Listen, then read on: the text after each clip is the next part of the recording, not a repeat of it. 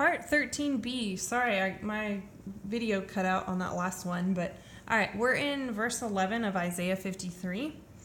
And, okay, so we're talking about Israel being a light to the nations, and we see this in Deuteronomy chapter 4, 5 through 8. And it speaks about how the surrounding nations will view Israel when they are being that light. And it says, "For this is your wisdom and your understanding before the eyes of the people who hear all these laws, and they shall say, 'Wow, only a wise and understanding people is this great nation.' For what great nation is there which has God so near to it as Yehovah our God is to us when we call on him? And what great nation is this that has such laws and righteous right rulings like all the Torah which I set before you today?"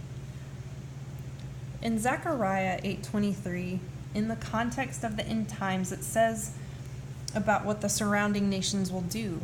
It says, "In those days 10 men from all languages of the nations take hold. Yes, they shall take hold the edge of the garment of a man, a Jew, and say, 'Let us go with you, for we have heard that God is with you.'" Did you notice that it doesn't say that the Jew will take hold of the Christians and say, "We've been wrong. It's you, the Christian, all this time that has had the true way"? In fact, it would appear that, according to Zechariah, that the opposite is taking place. It's everybody else taking hold of the Jew. And yes, in the Hebrew, it is the literal word Jew. And seems to be insisting that it's the everybody else that's insisting. It's the Jew all along that has had God. And one more of a few examples of Israel being a light that shows that the nations are made righteous because of Israel's light comes from Micah 4, 2 through 3. "And many nations shall come and say, 'Come, let us go up to the mountain of Yehovah, to the house of God of Jacob, and let him teach us his ways, and let us walk in his paths. For out of Zion comes forth the Torah and the word of Yehovah from Jerusalem.'" And that's in an end-time context. So how Christians say the Torah is done away with, I don't know. Because apparently, according to Micah, we're all going to be doing the Torah in the Messianic age. So have fun explaining that away. Okay, but I digress. So without a group of people to show what it means to be a people of Yehovah, there would be no people of Yehovah. In verse 11 in Isaiah 53, it says, "Through his knowledge, my righteous servant makes many righteous." The New Testament does not teach that through Jesus' knowledge, he made many righteous. That's not the point of the New Testament. It doesn't say anything about Jesus' knowledge making us righteous. But the Tanakh does teach consistently over and over again that through the knowledge of Torah and the one true God of Israel, this brings others into righteousness. That when we are doing those things, we bring others along with us that see that light and want it. And as Moses says in Deuteronomy 6:25, that it is our righteousness when we guard to do all that is in the Torah. Coincidentally, Paul actually agrees with this in Romans 2:13, saying it's not the hearers of the Torah, but the doers of the Torah that are made righteous. Just kind of throwing that in there. But the world won't know how to do this without a people who are doing it. So because of Israel, many have and many will come to righteousness. All right, let's look at verse 12. It says, "I give him a portion among the great, and he divides the spoil with the strong, because he poured out his being unto death." If Jesus is God or divine, does the idea of reward really have any meaning? And what portion among the great did he divide spoil with? Is it not rather the people of Israel who had to be the recipient of the sins of the nation around them, yet still remained faithful to Yehovah today? And Psalms 44 is a great chapter that speaks about this, if you can read that in your spare time.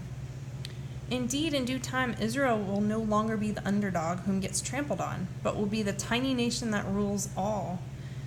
And knowing how Isaiah defines who the servant is, and knowing who is speaking, is absolutely key to understanding this chapter in its proper context. And in the context of this passage, what would give an indication that this was about a coming Messiah to a BC era reader? Nothing really. The BC reader would be reading the whole book of Isaiah in its context and not just parachuting down on chapter 53 while taking away the rest of the Bible that surrounds it. It's only because this chapter is broken down and taken out of context that some of the lines are attributed to being about Jesus.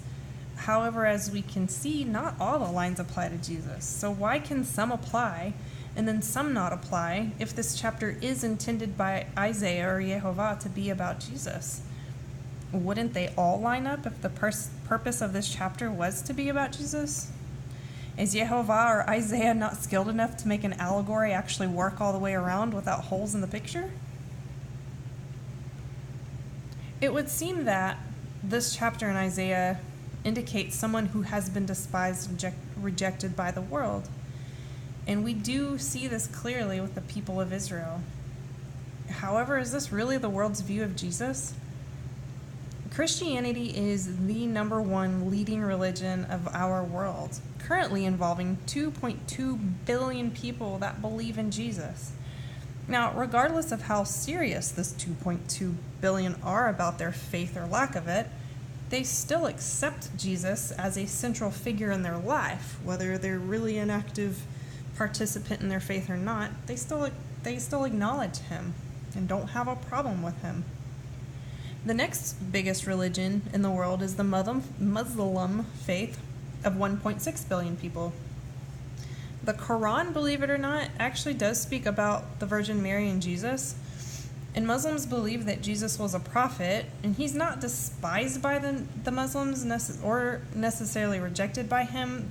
Most of them don't believe he had the same role that the Christians place on him, and will absolutely despise the Christians for putting him in a higher place other than prophet. So this isn't rejecting Jesus, so to speak. They just don't believe in him the same that the Christian does. The third biggest religion is the Hindu religion at 1.05 billion followers. So Jesus isn't rejected by Hindus, however, they don't view him the same way that the Christian does. Like, he's just kind of neutral, so to speak. But within the Hindu religion, actually, there are many principles followed that align with the teachings of Christ. So, honestly, Jesus, even after he allegedly ascended into heaven, is not an unpopular guy. Today, Jesus is a central figure, so much so that our timeline's even centered around him. Our whole timeline is centered around his existence. Have you ever considered that? The world follows him. And because of Jesus, that's why we have this BC and AD timeline. The world's timetable revolves around him. And like I said before, even in the passages like Luke 2:52, it speaks about how Jesus grew in favor with men before his death. He's growing in favor with men. In Luke chapter 4, he is spoken of as being praised by everyone. And Matthew 21 shows the triumphant entry on the donkeys, where everyone is praising him and shouting praises to him. I know this one chapter... As far as Isaiah 53 goes, I know this was one chapter that took a lot of time to study and see what's going on.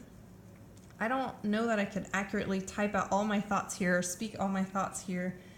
However, I believe I presented at least the contextual side of it that needs to be paid attention to, because plugging Jesus back into this text throws off the reading when you actually really look at this carefully.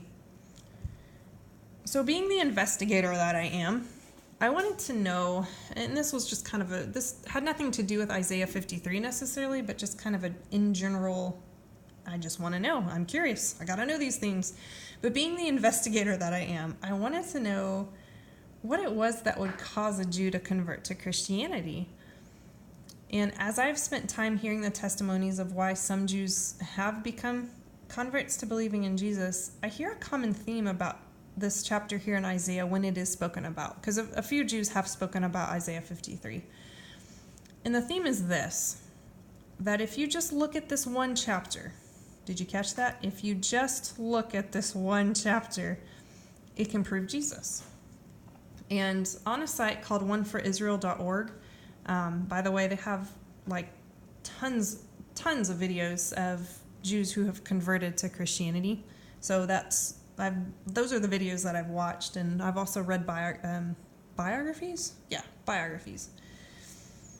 But anyways, on that site there was a man. They didn't give his name. He was an older gentleman, but he gave his testimony about finding Jesus in the Tanakh. He said, and I quote, "The 53rd chapter of Isaiah. It is astonishing. If you would just read that chapter without the Bible being around it, you would say, 'Oh, this is some kind of Christian Bible. This is Jesus.' But here it is in the Tanakh." End quote. That right there, that mindset is the problem, and that has been the problem for so stinking long. When you isolate any part of Scripture, it can mean anything. And just like the lady talking to the rabbi who was convinced that Zechariah 13:6 was about Jesus, and of course, if you just read the verse without the Bible being around it, you could also say, "Oh, this is some Christian Bible. This is Jesus." But the lady found out that the man with the piercings in his hand from that chapter was about a false prophet when she actually took the time to read the Bible around that verse. But can we take the Bible from around verses and from around chapters? Can we take the Bible out from around Zechariah 13:6? I mean, I guess we could, but then I guess we could also say that King David was an atheist because he said, and I quote, "There is no God." But actually, let's put this verse with the Bible around it, and what he does say is, "A fool says in his heart, there is no God." So amongst other testimonies were more, I don't know, some were a lot more emotionally charged decisions based on their feelings. And one lady, a Jew, who was giving her testimony at the end said, "I can't explain why I believe in Jesus, but it's just true. I just know it's true. I just know in my heart." Really? Jeremiah 17:9 says, "Above all things, the heart is deceitful." And I'm still looking, but as of now, I have yet to see an educated individual who first had a strong foundation in the Tanakh convert to Christianity. Of these videos that I've watched, of these Jewish people who have gone from Jewish to Christianity, a lot of them were young when they left home. I've yet to find one that actually was studied in the Tanakh that then converted to Christianity. Most of them went through like a crisis in life, and it just so happened that a friend was there to take them to church, or, these coincidences happened that just gave them these emotional feelings that made them know that it was the right decision to make, that they needed to trust in Jesus. There's nothing concrete. I haven't found that. And it makes sense though, because like I've said before, you can go from Jesus to Genesis, but you can't go from Genesis to Jesus. And so I'm seeing a lot of these Jews, they're just normal people like any Joe Schmo off the street. Just because they have Jewish in their bloodline doesn't mean anything, So that's just my little random thing right there, but I lost my spot. Okay, so, and I just kind of said this, but I continue to say in my journal here, however, the Jews, as far, of whom I've heard testimonies for, were never strong in the Tanakh, but had some kind of drug crisis or problems they were dealing with. And it just so happened that someone was right there at the right time to talk about Jesus, and that was just it. When we start with Jesus, as these Jews are in the testimonial videos and biographies, and then with that lens, that's how they're looking at everything else. The Jews whose testimonies I've heard all start with Jesus, not ever really having a foundation first in the Tanakh. So my reasoning, as I've stated before, is you can go from Jesus to Genesis, but you can't go from Genesis to Jesus. And that's going back to my original thoughts from high school. Just because we think we know that something is right, doesn't mean it's right. Every other religion in the world has these same feelings, but, not everybody can be right. Feelings and emotions are definitely a part of the human experience, but they cannot determine truth because we can be so easily deceived in our hearts. So with the Bible surrounding Isaiah 53, it is about Yehovah's people who are faithful to him through trial and suffering. With the Bible surrounding Isaiah 53, there is no mistake about this. And because Israel has been his people who have repented when falling away, they can be a light to the nations around.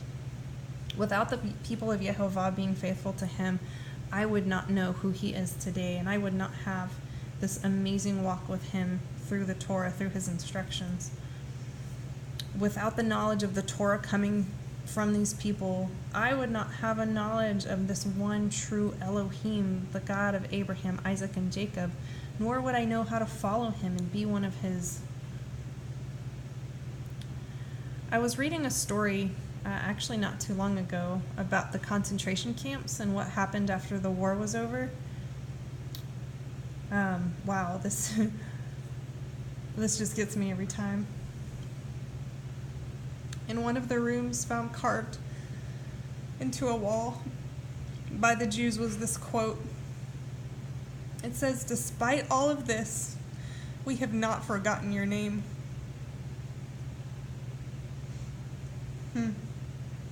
He was oppressed and he was afflicted, but he did not open his mouth.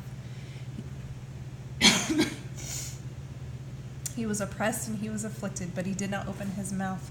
He was led as a lamb to the slaughter, and as a sheep before his shearers is silent, he did not open his mouth. He was taken from prison and from judgment. And as for his generation, who considered that he should be cut off from the land of the living, from the transgressions of my people, he was stricken. This is the end of this part.